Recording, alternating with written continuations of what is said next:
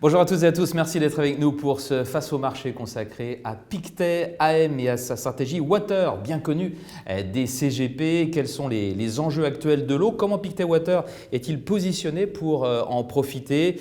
Quel potentiel pour le fonds à l'heure où les marchés sont déjà bien valorisés? Pour en parler, notre invité, c'est Yann Loin. Bonjour. Bonjour Vincent. Vous êtes Senior Sales Manager chez Pictet Asset Management. Merci beaucoup d'être avec nous. Merci. Yann, vous allez être interrogé par nos deux experts. C'est le principe de l'émission. Juste à côté de moi, François Denis, bonjour. Bonjour.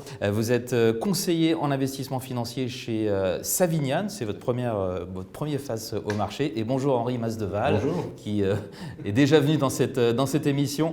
Président d'Actualis Associés et président de Valoret Finance. Merci à tous les deux. Alors, face au marché, c'est une émission en 3 parties. On va déjà évoquer les grandes tendances de l'investissement dans l'eau. Qu'est-ce qui le porte? Quelles sont ses perspectives? Ensuite, on se penchera sur Pictet Water, proprement parlé. C'est l'objet de cette émission. Comment a-t-il évolué ce fonds en 25 ans d'existence, puisque c'est 25 ans cette année. Comment est-il positionné en ce moment? Et puis on parlera de la pertinence de cette stratégie dans le contexte actuel de marché actions quand même relativement élevé, de désinflation aussi et d'attente de baisse des taux des banques centrales. Voilà pour le sommaire. Face au marché, c'est parti.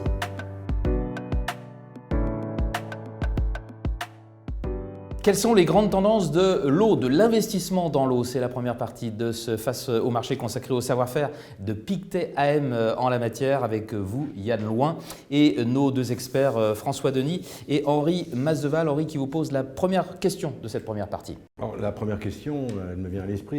Quels sont les défis, les enjeux de l'eau? Les défis liés à l'eau sont nombreux et c'est d'ailleurs ce qui a nourri la réflexion de l'équipe de gestion thématique il y a 25 ans lorsque nous avons créé le fonds sur le thème de l'eau. D'une part, il y a un défi démographique, c'est-à-dire que, sans surprise, la population mondiale ne cesse de grandir. Nous devrons encore gagner 2 milliards d'êtres vivants d'ici 2050. Et parallèlement à ça, nous avons une quantité d'eau disponible à se partager qui, elle, n'évoluera pas. La quantité est finie. L'eau douce représente à peu près 2,5% de l'eau présente à la surface du globe et seulement 0,25% de cette quantité-là est disponible à la consommation. Donc c'est le premier défi, c'est une augmentation de la population par rapport à une quantité d'eau qui, elle, n'évoluera pas. Le deuxième grand défi, c'est un défi d'urbanisation, c'est-à-dire que les populations partout dans le monde, et prioritairement dans les pays émergents, vivent de plus en plus dans les villes, dans les centres urbains. Ce sera à peu près 75% de la population d'ici 2050. Ça fait environ 1,5 million de personnes qui migrent vers les centres urbains chaque semaine, et ce qui nécessite d'adapter les villes en matière de canalisation, d'infrastructures, de systèmes de traitement des eaux. Et donc c'est le deuxième grand défi de ce thème de l'eau. Il y a d'autres défis, le défi de la santé par exemple, puisque on constate aujourd'hui que les eaux usées sont de plus en plus mauvaise qualité à mesure que le temps passe, à mesure que l'économie se développe. Et aujourd'hui, on a des eaux usées qui sont chargées en micro et nanoplastiques, en polluants chimiques, le résidu de pesticides par exemple, en perturbateurs endocriniens, les résidus d'antibiotiques ou de traitements hormonaux par exemple. Et donc il y a cette nécessité de mieux traiter les eaux usées, donc de trouver des solutions en matière de traitement pour éviter les problématiques sanitaires à plus long terme. Et puis il y a d'autres sujets qui peuvent être mis sur le devant de la scène aussi, le sujet de la transition technologique, parce que nous parlons d'intelligence artificielle tous les jours, et la transition technologique est très consommatrice à la fois d'électricité et d'eau pour refroidir les serveurs. Si on prend le cas de Microsoft par exemple, Microsoft a consommé à peu près 34% d'eau supplémentaire en 2023 pour refroidir ses serveurs, mais c'est aussi très consommateur d'électricité. Et en France, en tout cas, l'électricité est en grande partie produite par des centrales nucléaires qui elles-mêmes ont besoin de grandes quantités d'eau. Donc on voit que ça touche de nombreux aspects. Exactement. François Denis, votre question. Alors on a bien compris les enjeux, les défis liés à l'eau, mais pourquoi investir dans l'eau aujourd'hui? Alors, Aujourd'hui ou hier ou demain, je dirais qu'il n'y a pas forcément de market timing pour investir sur le thème de l'eau. D'ailleurs, lorsque nous avons créé le fonds en 2000, nous étions en pleine euphorie sur les valeurs technologiques. Rappelez-vous, alors, je ne sais pas si comme moi vous l'avez connu, mais en 2000, effectivement, nous étions dans cette période d'euphorie sur les valeurs technologiques. Investir sur le thème de l'eau, créer un fonds sur le thème de l'eau, c'était pas la mode, ne faisait pas forcément des gérants suisses, des gens à la mode. Mais le fait est que 25 ans après, on se rend compte que c'est véritablement important et que ça, surtout, ce qui est intéressant pour les investisseurs finaux, c'est que le thème de l'eau a la particularité de faire appel au bon sens, puisqu'aujourd'hui les clients ont besoin de comprendre ce dans quoi ils investissent. Et investir dans le thème de l'eau, je dirais que pour éviter tout mauvais jeu de mots, ça coule de source, mais c'est véritablement très simple de comprendre les grandes problématiques que j'ai exposées à l'instant. Le thème de l'eau a l'avantage aussi, et la gestion thématique d'un point de vue plus large, d'être très transparent, c'est-à-dire que nous avons des fonds qui sont gérés de manière très simple, ce sont des fonds qui sont des paniers d'actions finalement, nous investissons dans des entreprises à l'échelle internationale, et puis il y a aussi le sujet de la performance, et là nous avons une base d'analyse, en tout cas un temps d'analyse qui est assez long et qui permet de confirmer ce que nous attendions à l'initiation de ce fonds-là, c'est que le thème de l'eau est surperformant par rapport à l'indice international. Bon track record, donc. On en parlera, mais je voudrais que vous nous parliez de la biodiversité et comment elle est liée à l'eau. Alors, ça, c'est une question qui est très intéressante puisque les politiques environnementales aujourd'hui se concentrent principalement sur le climat, c'est-à-dire sur la réduction des gaz à effet de serre, et beaucoup de politiques, notamment les politiques de neutralité carbone, dans lesquelles se sont engagées les grandes puissances, les États-Unis, l'Europe à horizon 2050, la Chine à horizon 2060, se concentrent quasiment exclusivement sur la réduction des gaz à effet de serre. Or, la biodiversité doit intégrer, en tout cas l'analyse de la biodiversité doit intégrer plusieurs facteurs que l'on appelle les facteurs terrestres et qui couplent à la fois le climat, mais aussi les prélèvements en eau et l'occupation des sols. Et ces trois facteurs-là sont très interdépendants. Il y a des facteurs d'entraînement qui permettent de les analyser conjointement. Et aujourd'hui, les prélèvements en eau sont extrêmement importants puisque lorsque vous avez des phénomènes de réchauffement climatique, des phénomènes de sécheresse à répétition, d'inondation, comme on a pu le voir ces dernières semaines, eh bien, il y a un impact directement sur le cycle de l'eau via des canalisations qui peuvent être abîmées, qui peuvent être mises hors de fonctionnement, via des sécheresses à répétition qui ont un impact directement sur la qualité des sols et donc sur l'absorption du carbone et donc sur le cycle de l'eau in fine. Donc tous ces facteurs-là doivent être considérés conjointement avec ces effets d'entraînement qui sont extrêmement importants et qui impactent directement la biodiversité. Je dois vous arrêter là parce qu'on a épuisé le temps qu'on avait pour la première partie. Ça passe très vite, j'en suis tout à fait conscient. Vous restez avec nous pour la deuxième partie de ce Face au marché consacré à Pictet AM et à sa stratégie dans l'eau en particulier. A tout de suite.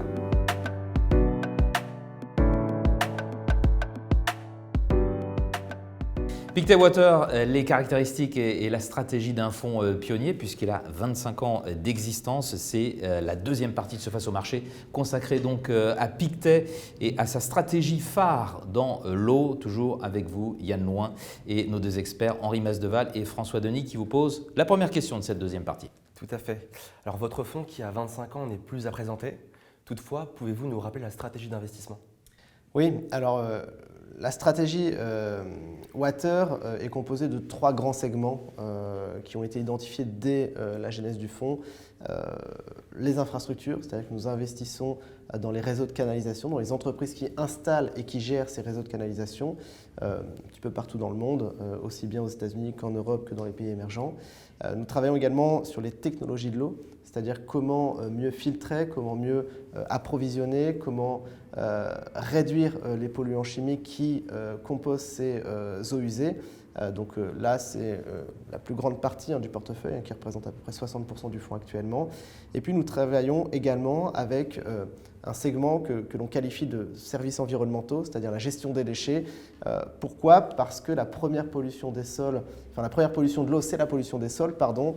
Et aujourd'hui, on estime qu'il y a environ 10 millions de tonnes de plastique qui sont déversées dans les océans chaque année et qui proviennent principalement d'une mauvaise gestion des déchets, en tout cas d'un parcours qui est mal adapté ou qui est mal géré.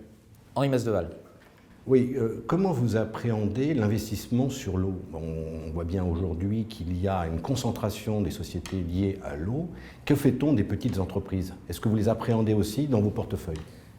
Oui, alors effectivement, le fonds a une taille qui est assez importante aujourd'hui. Le fonds gère environ 8,5 milliards d'actifs.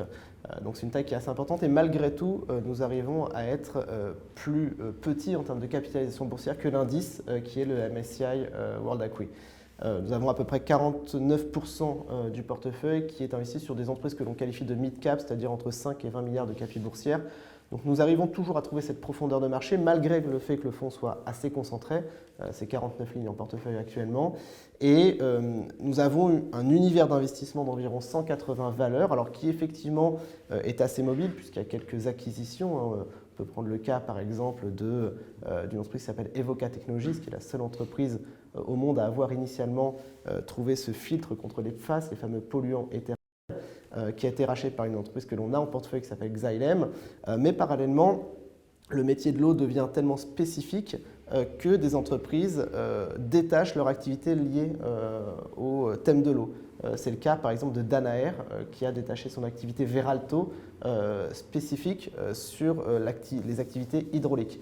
Donc c'est un monde qui est mobile, c'est un univers d'investissement qui bouge énormément. Si on fait le comparatif entre le portefeuille d'il y a 20 ans et le portefeuille d'aujourd'hui, il y a assez peu de cas que l'on retrouve en commun parce que là aussi les filtres de pureté que nous appliquons à l'univers d'investissement évoluent. Une entreprise typiquement comme Nestlé pouvait à l'époque intégrer le portefeuille. Aujourd'hui, ce n'est plus du tout le cas pour diverses raisons et notamment le fait que nous interdisons dans le portefeuille l'eau en bouteille, par exemple. Donc c'est un univers qui bouge énormément, mais malgré tout, nous avons toujours cette profondeur d'investissement et notamment sur les entreprises de plus petite taille qui représentent malgré tout une portion importante du portefeuille. François Denis. Dans quelle mesure Pictet Water est-il positionné pour bénéficier des plans d'investissement dans les infrastructures en Europe comme aux États-Unis?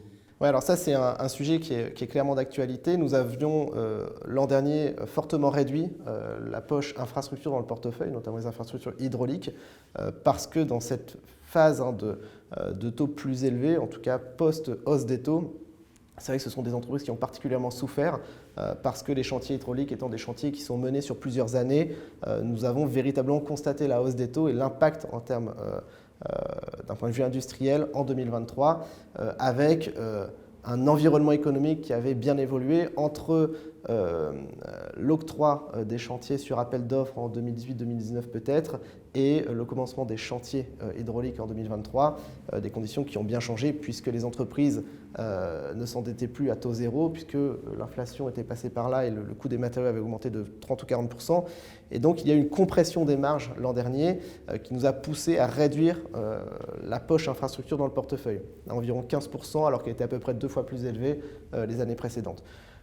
Nous attendons aujourd'hui un petit peu plus de visibilité sur une potentielle baisse des taux pour repondérer ce segment du portefeuille qui est absolument crucial et qui permet aussi d'avoir une certaine stabilité dans le portefeuille et une certaine cohérence dans la construction de performance sur le long terme.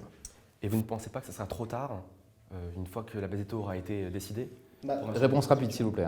Alors pour l'instant, non, puisque depuis le début de l'année, c'est le segment qui sous-performe le plus. Alors en termes de contribution, c'est assez faible dans le portefeuille, qui a plutôt un début d'année très cohérent. Mais c'est vrai que nous n'avons pour l'instant pas eu tort de retarder le réinvestissement sur ces entreprises-là. Bien, c'est tout pour la deuxième partie de ce Face au marché. À suivre, on évoque la pertinence de l'investissement dans l'eau dans le contexte de marché actuel. Qu'est-ce qu'on peut en attendre en 2024? À tout de suite.